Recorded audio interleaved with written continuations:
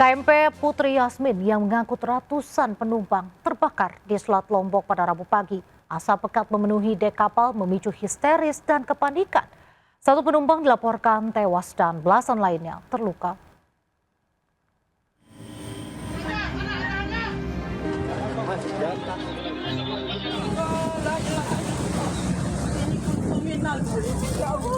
Kepanikan terjadi di atas kapal motor penumpang Putri Yasmin saat asap pekat mengepul dan memenuhi ruang-ruang di dek kapal.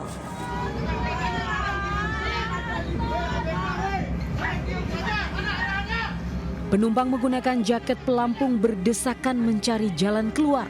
Sebagian mulai menangis ketakutan karena asap terus membesar. KMP Putri Yasmin terbakar di Selat Lombok pada Rabu pagi pukul 4.50 waktu Indonesia Tengah.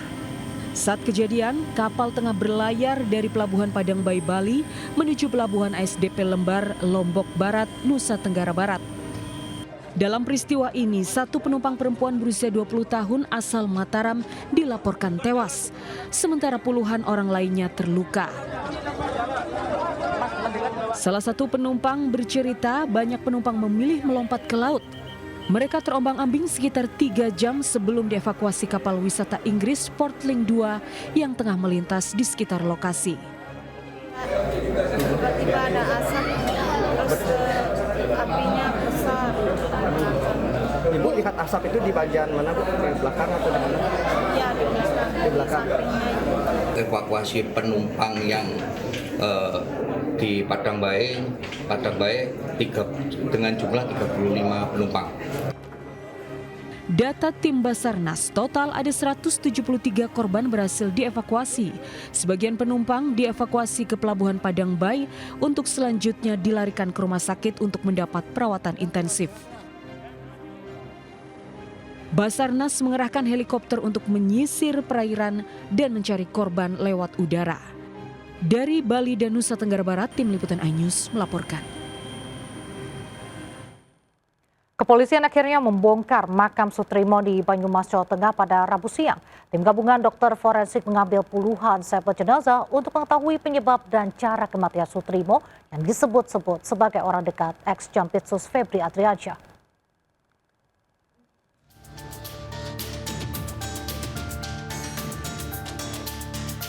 Dua hari setelah kematian, makam Sutrimo akhirnya dibongkar.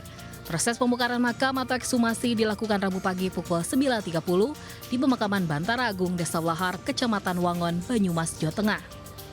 Ekshumasi dan otopsi dipimpin tim Perhimpunan Dokter Forensik bersama tim gabungan ahli laboratorium forensik, ahli toksikologi, ahli DNA, serta hispatologi anatomi. Proses ekshumasi dilakukan dengan 3 tahap. Pembongkaran makam, pemeriksaan luar untuk memastikan identitas jenazah, serta pengambilan sampel jasad dari sejumlah bagian tubuh. Sampel jenazah selanjutnya akan diperiksa dan dianalisa di laboratorium untuk mengetahui penyebab dan cara kematian.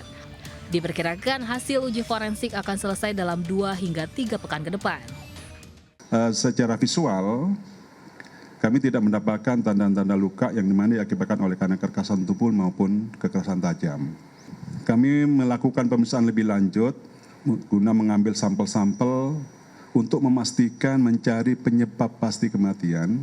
Maka kami melakukan pemeriksaan diantaranya yaitu adalah pemeriksaan histopatologi. Nah, nanti akan dilakukan oleh dokter spesialis patologi anatomi.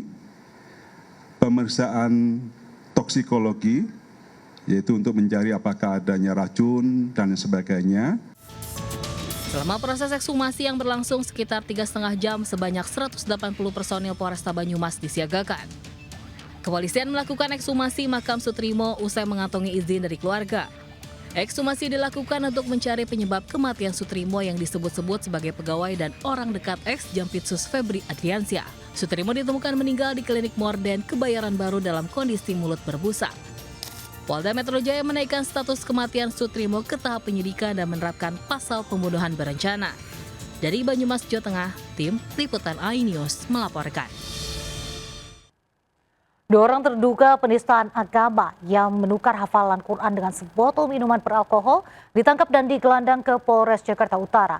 Sementara ratusan anggota Ormas sempat menggeruduk rumah yang diduga kediaman dari MC di Bekasi, Jawa Barat.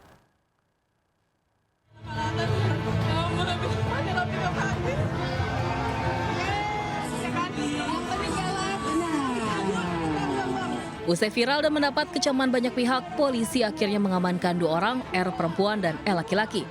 Dari kasus dugaan penistaan agama, tantangan hafalan Quran berhadiah sebotol miras di kawasan Ancol, Jakarta Utara. Polisi juga sudah memeriksa secara maraton 6 orang saksi dan mengamankan 2 barang elektronik terkait kejadian ini. Kedua terduga pelaku terancam pasal 300 atau 301 terkait dugaan penistaan agama dengan ancaman kurungan maksimal 5 tahun penjara. Selanjutnya, selain memeriksa saksi-saksi, dari pihak penyidik juga sudah melakukan penyitaan bukti otentik elektronik. Jadi ada 2 yang kita ambil untuk bukti elektroniknya yang mengarah pada pembuktian penistaan agama. Kami Majelis Ulama Indonesia dengan tegas mengecam terhadap terjadinya praktek promosi minuman beralkohol dengan menggunakan simbol agama atau ayat suci Al-Quran yang dapat merendahkan, melecehkan, atau mengeksploitasi simbol dan identitas agama. Ratusan warga dari berbagai ormas mengepung rumah yang diduga kediaman EG, MC festival musik yang viral karena memberikan hadiah sebotol miras bagi yang hafal surat Quran di kawasan Ancol beberapa waktu lalu. Bahkan sejumlah orang nekat menerobos masuk ke rumah dan mencari keberadaan EG, namun EG tak ditemukan. Berdasarkan informasi warga, EG sudah pindah domisili sejak 3 bulan lalu. Sementara di laman media sosial, MC acara juga sudah menyampaikan permintaan maaf. MC menceritakan kronologis jika kejadian dipicu saat berinteraksi dengan audiens. Tiba-tiba mikrofon diambil alih wanita berbaju putih hingga muncul tantangan hafalan Quran berhadiah sebotol miras.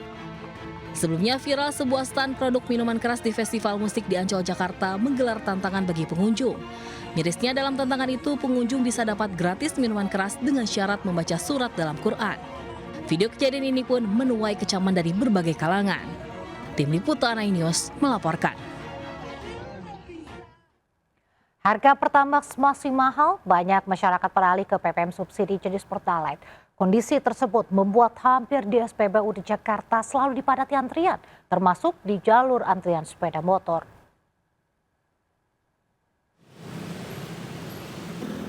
Seperti inilah panjangnya antrian pengisian BBM subsidi jenis Pertalite di SPBU Keramat Raya, Senen, Jakarta Pusat pada Rabu sore. Banyaknya pengguna Pertalite yang akan mengisi Pertalite membuat antrian mengular cukup panjang hingga keluar SPBU. Kondisi ini terjadi sejak harga Pertamax naik beberapa waktu lalu. Akibatnya banyak pengguna Pertamax beralih menggunakan BBM subsidi jenis Pertalite dengan harga Rp10.000 per liter. Bukan di 1-2 SPBU, antrian BBM Pertalite sering terjadi di banyak SPBU di Jakarta.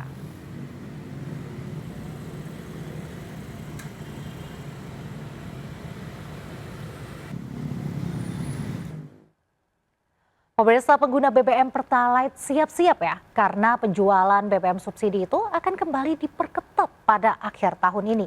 Rencananya masyarakat desil 9 dan 10 alias kategori ekonomi atas tidak boleh lagi membeli Pertalite. Penjualan BBM subsidi Pertalite bakal lebih diperketat pada akhir tahun ini. Hal itu dibahas dalam rapat koordinasi antara Menteri Keuangan Purbaya Yudi Sadewa dan Menteri SDM Bahlil Lahadalia di kantor Kemenke Selasa lalu. Purbaya menjelaskan pembatasan penjualan Pertalite bertujuan memastikan penyaluran BBM subsidi itu tepat sasaran.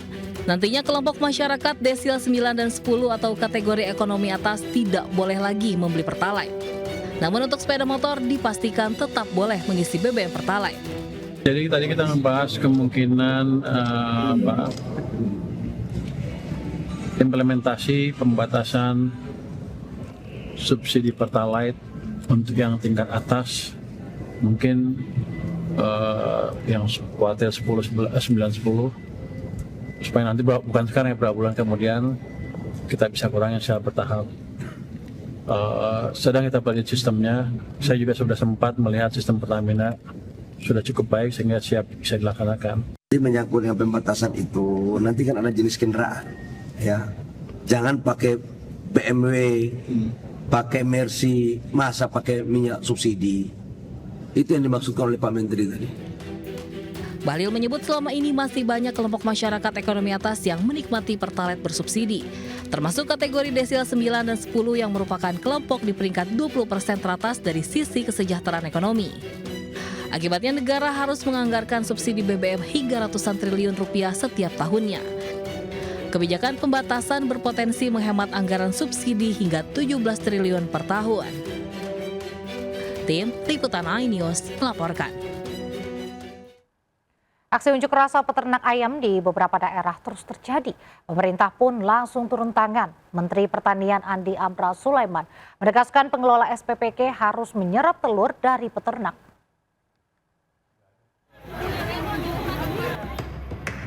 Peternak ayam di sejumlah daerah menggelar aksi unjuk rasa. Mereka membagikan ayam-ayam milik mereka secara gratis kepada warga. Hal ini dilakukan sebagai aksi protes harga pakan ayam yang semakin tak terjangkau.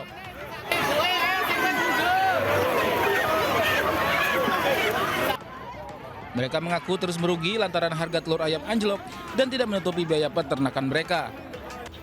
Menteri Pertanian Andi Amran Sulaiman pun langsung mengambil langkah tegas. Mentan meminta seluruh SPPG yang ada untuk menyerap telur dari peternak. Bila ada SPPG yang tidak melakukannya, maka akan kena sanksi. Mentan pun telah mencopot koordinator KPPG Surabaya, Tiara Devi, yang tidak mampu menyerap telur peternak.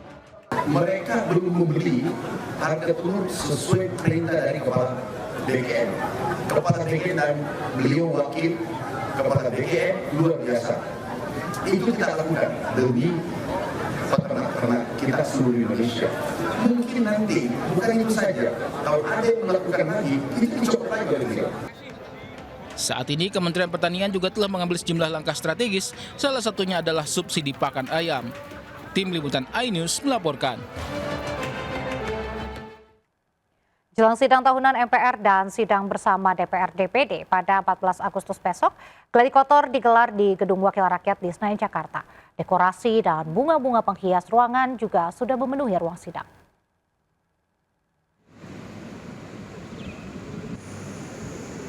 Gladi kotor dilakukan 3 kesekjenan 3 lembaga tinggi negara di ruang sidang DPR RI jelang pelaksanaan sidang tahunan MPR dan sidang bersama DPR DPD pada 14 Agustus besok.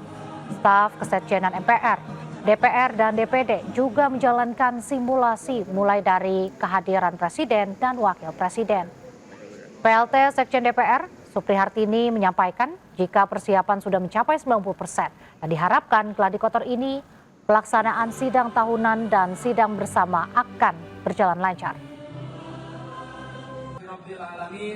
Sidang tahunan MPR Sementara di halaman Istana Merdeka, Jalan Merdeka Utara, Jakarta, gladi kotor pertama upacara peringatan HUT ke-81 kemerdekaan Republik Indonesia juga digelar. Sejumlah pasukan tampak menjalani latihan memastikan pergerakan dan posisi personil sesuai rangkaian upacara yang telah disiapkan. Pasukan pengibar bendera pusaka, Paskibraka juga menjalani latihan manuver formasi pengibaran. Latihan juga mencakup paket upacara penurunan bendera yang melibatkan pasukan upacara, Paskibraka, dan perangkat upacara.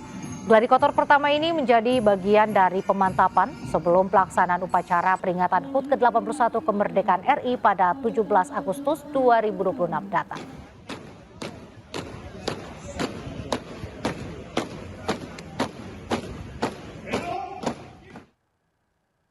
Pemirsa, kericuhan turnamen bola antar kampung Tarkam kembali terjadi hingga membuat 2 orang terluka.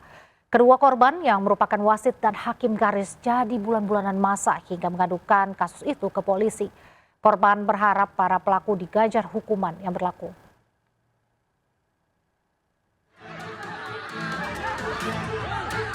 Wasit menjadi bulan-bulanan supporter hingga diamankan Linmas yang mengawal turnamen bola antar kampung dalam rangka peringatan HUT ke-81 RI di Kecamatan Sukajaya, Kabupaten Bogor.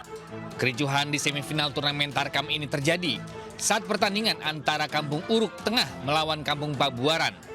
Sebelum peluit berakhir, Kampung Pabuaran unggul dengan skor 1-0. Namun, akibat adanya pelanggaran hingga berbuah penalti untuk Kampung Uruk dan skor menjadi 1-1. Pertandingan lalu dilanjutkan dengan adu penalti. Namun karena salah satu tim gagal mencetak gol, memicu protes sang kiper hingga berujung kericuhan. Kami sudah melakukan laporan dan melakukan visum pada saat malam kejadian hari. Kami langsung membuat laporan itu dan untuk saat ini proses masih berlanjut. Akibat insiden ini, 2 orang menjadi korban dan melaporkan kejadian ke polisi. Korban berharap para pelaku pemukulan ditangkap karena menyebabkan korban terluka. Dari Bogor, Jawa Barat, Wildan Hidayat, iNews melaporkan. Bercanda sesama rekan di kantor sebaiknya jangan berlebihan. Kesal dan sakit hati fotonya dijadikan bahan olok-olokan di aplikasi percakapan. Seorang ASN nekat membakar lantai 3 kantor Dinas Komunikasi dan Informatika Kutai Kertanegara, Kalimantan Timur. Pelaku sempat jadi bulan-bulanan saat berusaha kabur ketika melihat api membesar.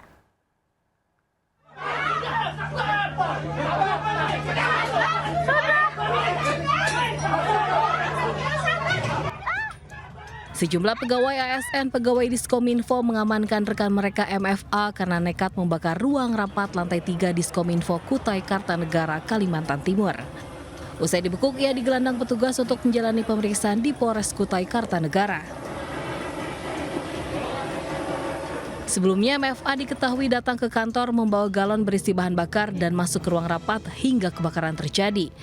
Saat api mulai membesar, sejumlah pegawai segera melapor ke damkar hingga kebakaran tidak membesar dan hanya melalap bagian ruang rapat di lantai 3 saja. Pelaku sempat berusaha melarikan diri melalui tangga namun bisa diamankan keamanan dan ASN yang ada di lokasi. Hasil pemeriksaan sementara, aksi pelaku dipicu kesal dan sakit hati. Rekan kerja di kantor kerap mengambil foto dirinya lalu dijadikan stiker di aplikasi pesan, bahkan juga sebagai bahan ejekan. Indikasinya memang sengaja dibakar. Nah, yang memotivasi yang melakukan pembakaran ini sampai sekarang kami belum mengetahui dengan pasti. Dan saat ini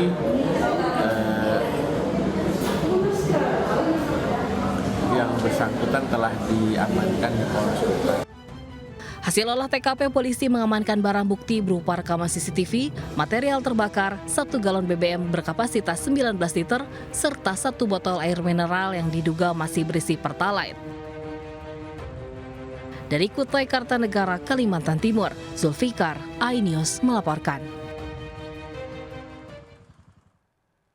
Tahu nama dan data diri dicatut dalam perkara perceraian, seorang wanita mengamuk di kantor advokat di Karawang, Jawa Barat. Ibu rumah tangga itu menyayangkan bagaimana bisa pengadilan agama bisa menerima kasus dengan data-data yang sudah dipalsukan. Informasi tersebut sekaligus menutup seputar iNews hari ini. Saya Reza Nadia bersama tim yang bertugas undur diri. Terima kasih dan sampai jumpa.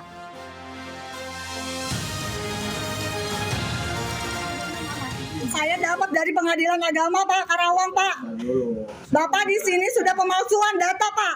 Bapak isinya pun ngarang.